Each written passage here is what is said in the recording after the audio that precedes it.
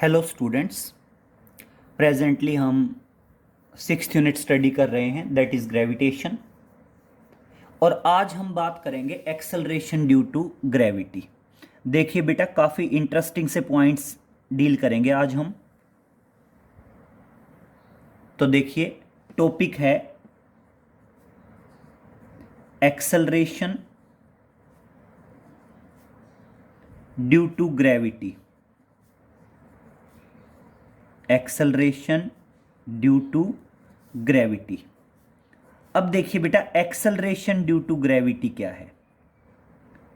Generally हम किसी भी बॉडी को रिलीज करते हैं कुछ हाइट से, तो वो बॉडी अर्थ सरफेस की तरफ मूव करती है। क्यों? क्योंकि अर्थ हर एक ऑब्जेक्ट, हर एक बॉडी पे एक फोर्स लगाती है टुवार्ड्स इट्स सेंटर, और इसको हम बोलते हैं ग्रेविटी फोर्स ऑफ अर्थ। जैसे सपोज करो, आप किसी भी बॉडी को ऊपर की तरफ थ्रो करते हैं, वो बॉडी वापस कहाँ आती है?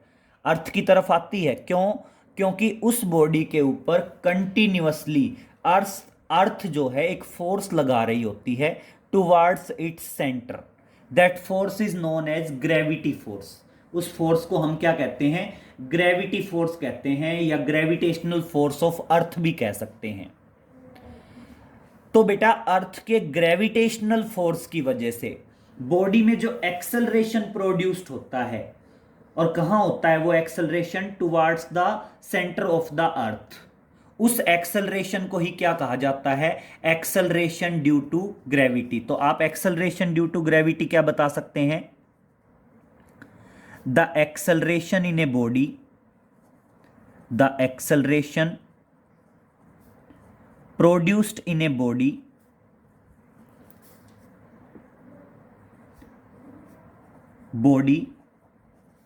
due to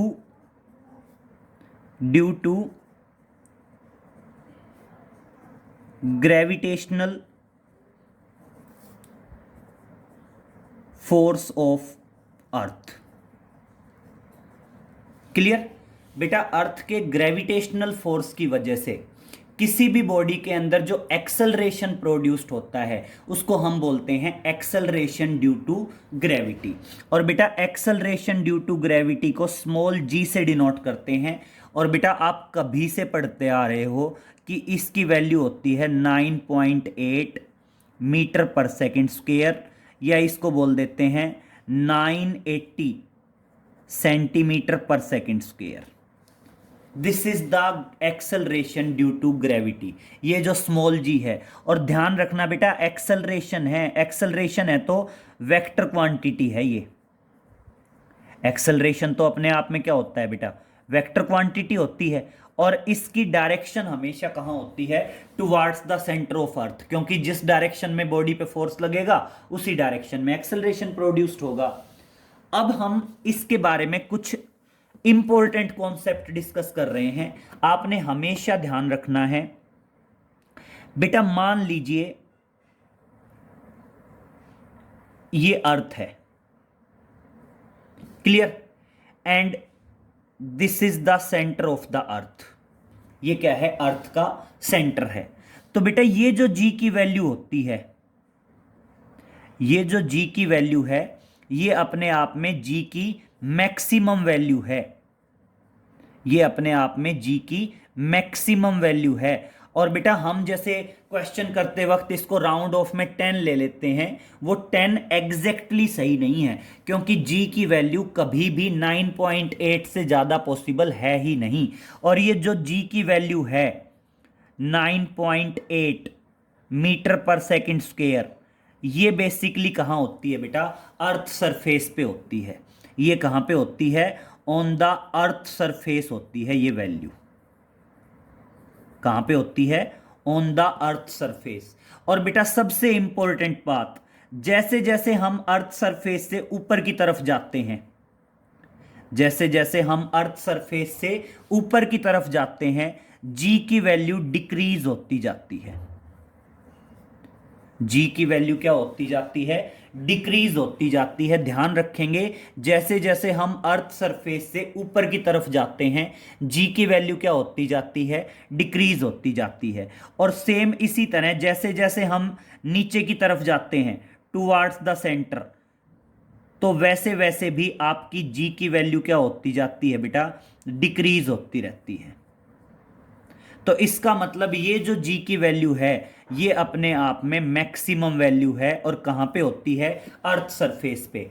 और अगर मैं अर्थ के सेंटर पे बात करूं तो अर्थ के सेंटर पे डिक्रीज होते होते जी की वैल्यू क्या हो जाती है, जीरो हो जाती है। अर्थ के सेंटर पे जाते जाते जी की वैल्यू डिक्रीज होते होते क्या हो जाती है, जीरो। तो फर्स्ट पॉइंट क्लियर करेंगे, जैसे जैसे हम अर्थ सरफेस से ऊपर की तरफ जाते हैं तो भी जी की वैल्यू डिक्रीज होती है। जैसे जैसे अर्थ सरफेस से नीचे की तरफ जाते हैं टुवार्ड्स द सेंटर, तो भी जी की वैल्यू डिक्रीज होती है। और बेटा अर्थ के सेंटर पे जी की वैल्यू हो जाती है जीरो।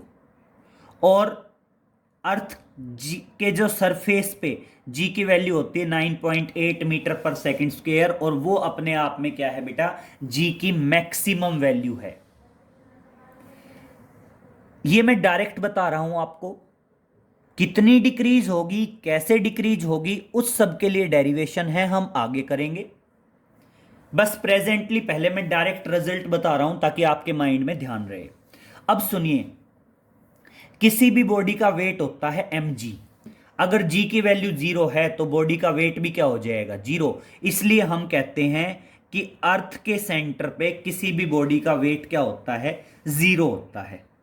अब चलो, हमें यह पता चला कि अर्थ के सरफेस पे जी की वैल्यू 9.8 मीटर पर सेकंड स्क्वायर है, लेकिन बेटा ध्यान रखना ये मैक्सिमम वैल्यू है। और अगर कोई और भी ज्यादा डिटेल में पूछ ले, और भी ज्यादा डीप में पूछ ले कि ठीक है यार ये जी की मैक्सिमम वैल्यू है, लेकिन ये अर्थ सरफेस पे कहां होगी, और बेटा मेरी बात सुनिए, अर्थ सरफेस पे भी क्या होता है, पोल होते हैं, इक्वेटर होते हैं। अगर अर्थ की मैं एग्जैक्ट शेप की बात करूं तो अर्थ की एग्जैक्ट शेप कैसी है बेटा, इलिप्टिकल शेप है। अगर मैं एग्जैक्ट बात करूं तो अर्थ की शेप कैसी है, इलिप्टिकल है। And these point are the poles. ये पॉइंट अपने आप में क्या है, पोल है, north pole, south pole. And these point are the बेटा इक्वेटर्स। और ये जो पॉइंट है, इन पॉइंट्स को क्या कहा जाता है बेटा, these points are known as equator. इन पॉइंट्स को क्या कह दिया जाता है, इन पॉइंट्स को बता दिया जाता है दैट इज इक्वेटर्स। तो ये भी अपने आप में क्या आ गया, this is the equator. Clear. अब सुनिए, जी की वैल्यू जो 9.8 मीटर पर सेकंड स्क्वायर है, जो मैक्सिमम है, ये कहां पे होती है बेटा, पोल पे होती है। कहां पे होती है, एट द पोल। और अब जैसे जैसे आप पोल से इक्वेटर की तरफ आते हैं, जैसे जैसे आप पोल से इक्वेटर की तरफ आते हैं, तो ध्यान रखना जी की वैल्यू क्या होती है, डिक्रीज होती है। जी की वैल्यू पोल पे मैक्सिमम है 9.8, जिसको हम कह रहे थे कि जी की वैल्यू सरफेस पे मैक्सिमम है। वो सरफेस एग्जैक्टली कौन सी लोकेशन है बेटा, पोल। तो जैसे जैसे आप पोल से इक्वेटर की तरफ आते हैं जी की वैल्यू डिक्रीज होती है। और इसी तरह अगर आप इक्वेटर से पोल की तरफ जाते हैं तो आपके जी की वैल्यू क्या होती है बेटा, इंक्रीज होती है। क्लियर। पोल से इक्वेटर आएंगे तो जी की वैल्यू डिक्रीज होगी, और बेटा इक्वेटर से पोल जाएंगे तो जी की वैल्यू क्या होगी, इंक्रीज होगी। क्लियर। अब उसके बाद नेक्स्ट पॉइंट की बात करते हैं बेटा। इसी से रिलेटेड कुछ पॉइंट्स आ जाते हैं।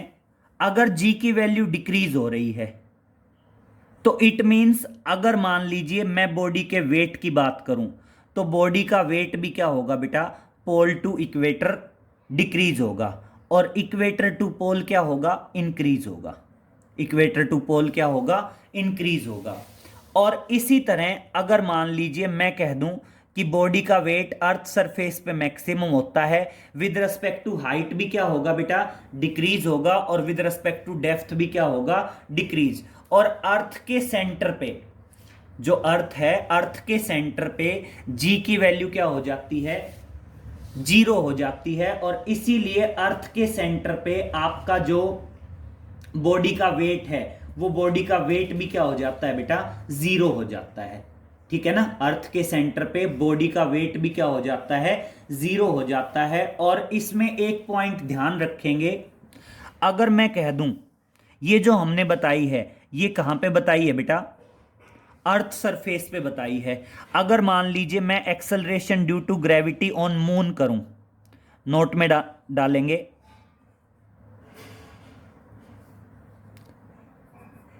Acceleration due to gravity on moon. अगर मैं कहता हूं acceleration due to gravity moon पे बतानी है, तो देखिए मून की जो एक्सेलरेशन ग्रेविटी है वो क्या है, 1/6 ऑफ जी। जी का मतलब क्या है, that is 1/6 of acceleration due to gravity on earth surface, on earth surface. तो जो acceleration due to gravity earth surface पे है उसकी 1/6 होगी मून पे। और देखना इसका मतलब क्या है, 1/6 और इंटू क्या है, 9.8। क्लियर। और इसको अगर 1/6 से करेंगे डिवाइड तो क्या आएगा, 1.6। देखना 6 से डिवाइड कर रहे हैं तो 1 3 बचेगा एंड क्या आएगा, 36 2 और कितना आ जाएगा, 1.66, फिर 6 आएगा और इसको हम, सॉरी 6 नहीं आएगा, ठीक है 6 ही आएगा, 1.66 मीटर पर सेकंड स्क्वायर। ये बेसिकली किस पे होगी, मून पे होगी। तो आप ऐसे ध्यान रखेंगे कि मून पे जो एक्सेलरेशन ड्यू टू ग्रेविटी होती है वो 1/6 होती है। किसकी 1/6 होती है, that is acceleration due to gravity on earth surface. जो अर्थ सरफेस पे एक्सेलरेशन ड्यू टू ग्रेविटी होगी उसकी 1/6 होगी। अब सुनिए बेटा, नेक्स्ट पॉइंट पे आते हैं और नेक्स्ट पॉइंट है relation between small g and capital G. तो देखिए हम बात करते हैं रिलेशन बिटवीन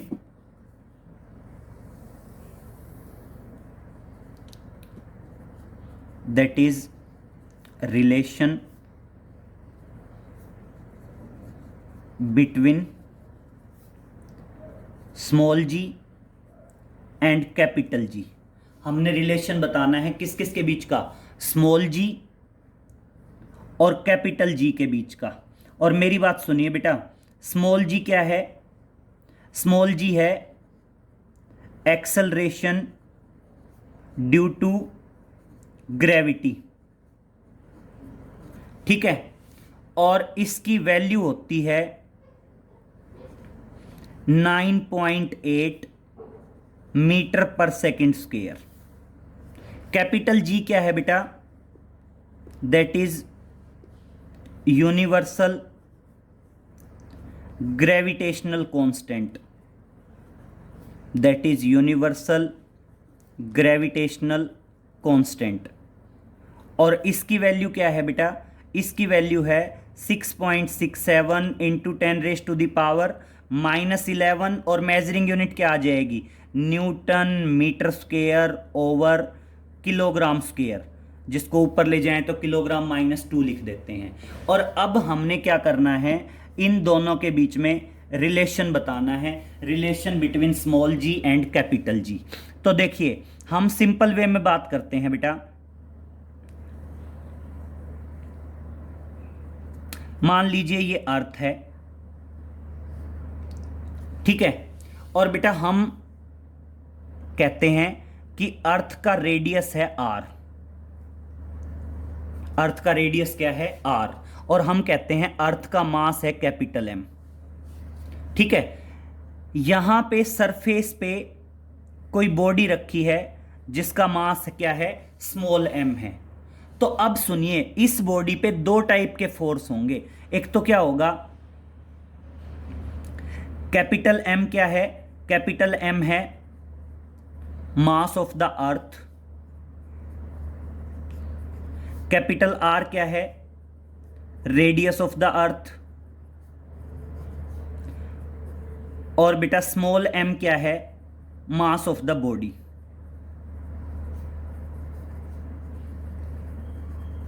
अब समझेंगे, अगर मान लीजिए मैं कहता हूं gravitational force on the body,